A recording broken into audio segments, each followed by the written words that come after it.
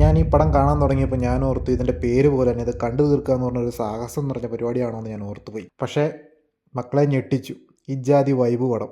ഞാൻ പറയുന്നത് നമ്മുടെ 2025 ഇറങ്ങിയ സാഹസം എന്ന് പറയുന്ന മൂവിനെ കുറിച്ചാണ്. Written and directed by Bipin Krishna.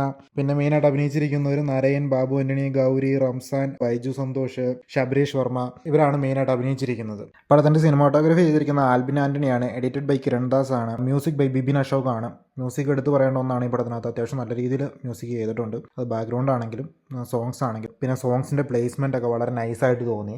അത് ആക്ഷൻ്റെ ഇടയ്ക്ക് സോങ്സ് പ്ലേസ് ചെയ്യണതാണെങ്കിലും മെലഡീസ് പ്ലേസ് ചെയ്യുന്നതാണെങ്കിലും ഭയങ്കര ഒരു രസമായിട്ട് തോന്നി. അത്യാവശ്യം ഒരു വൈബൊക്കെ പിടിച്ചാണ് ചെയ്തേക്കുന്നത്. ആ സോങ്സിൻ്റെ പ്ലേസ്മെൻറ്റോട് നമ്മൾ അത്യാവശ്യം ആ സീനിലായിട്ടൊക്കെ ഒന്ന് എൻഗേജ് ആവുന്ന പോലെ എനിക്ക് പേഴ്സണലി ഞാനതിനകത്ത് എൻഗേജ് ആയി. അതുപോലെ തന്നെ എല്ലാവരും ആവുമെന്ന് എനിക്ക് തോന്നുന്നു. പടത്തിനെക്കുറിച്ച് പറയാനാണെങ്കിൽ ഒന്നും പറയാനില്ല, ധൈര്യമായിട്ട് കണ്ടു.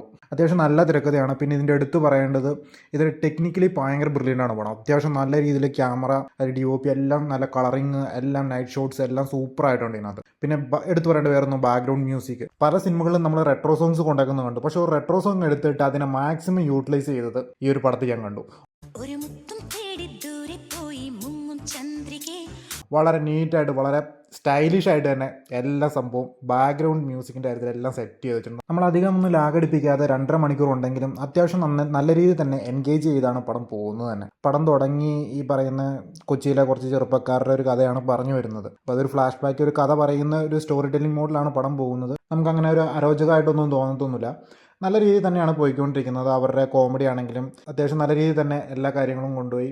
ഡയറക്ടർ നന്നായിട്ട് പണിയെടുത്തിട്ടുണ്ട്. ആൾക്കാരെ എങ്ങനെ പിടിച്ചിരുത്താമെന്നുള്ളൊരു മൈൻഡ് സെറ്റ് പുള്ളിക്കുണ്ട്. ആ ഒരു സംഭവം മനസ്സിൽ വെച്ചുകൊണ്ടാണ് പുള്ളി ഇതിനകത്ത് മൊത്തം ചെയ്തു വെച്ചേക്കുന്നത്. മൊത്തം പരിപാടി അത്യാവശ്യം നല്ല സ്റ്റൈലിഷ് ആയിട്ടാണ് പടം പോകുന്നത്. അതുകൊണ്ട് തന്നെ നമുക്ക് കണ്ടുകൊണ്ടിരിക്കാൻ തന്നെ ഒരു വൈബ് തോന്നി ഈ പടം. മസ്റ്റ് വാച്ച് ഫിലിം എന്നൊന്നും പറയുന്നില്ല, പക്ഷേ നിങ്ങൾക്ക് 2.5 മണിക്കൂർ സമയമുണ്ട്, കാണാൻ താല്പര്യമുണ്ട്, ഇങ്ങനത്തെ ന്യൂ ജനറേഷൻ മോഡലുള്ള പടങ്ങൾ കാണാൻ താല്പര്യം ഉണ്ടെങ്കിൽ നിങ്ങൾക്ക് നൈസായിട്ട് കാണാൻ പറ്റിയ ഒരു പടമാണിത്. അത്യാവശ്യം എൻഗേജിങ് ആണ്, അത്യാവശ്യം കോമഡി ഉണ്ട്. ഞാൻ ചാള പിടിക്കാൻ വേണ്ടി എറണാകുളം വരെ വന്നേക്കുക. വൈഫാണെങ്കിൽ ഡിവോഴ്സി. എല്ലാ സാധനങ്ങളും ഉണ്ട്. ആക്ഷനുണ്ട്. പിന്നെ എടുത്തു പറയേണ്ട ഒന്നാണ് ബാബു ആന്റണി.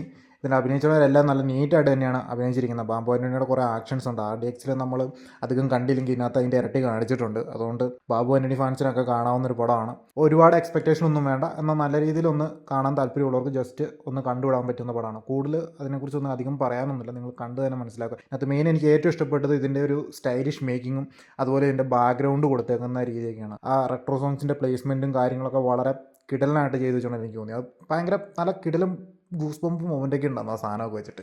അതൊക്കെ ഒന്ന് എക്സ്പീരിയൻസ് ചെയ്യാൻ, അങ്ങനത്തെ സംഭവങ്ങളൊക്കെ ഒന്ന് എക്സ്പീരിയൻസ് ചെയ്യാൻ പറ്റിയ നല്ലൊരു പടമാണ്. ജസ്റ്റ് കണ്ടു നോക്കുക, എന്നിട്ട് ഇതിൻ്റെ അഭിപ്രായം എന്താണെന്നുള്ളത് പറയുക. ഇതൊരു റിവ്യൂ ആയിട്ട് എടുക്കേണ്ട, ഇതൊരു സജഷനായിട്ട് തന്നെ എടുത്താൽ മതി. അപ്പോൾ ഇതിൻ്റെ അഭിപ്രായങ്ങൾ കമൻറ്റിൽ രേഖപ്പെടുത്തുക. Thanks for watching.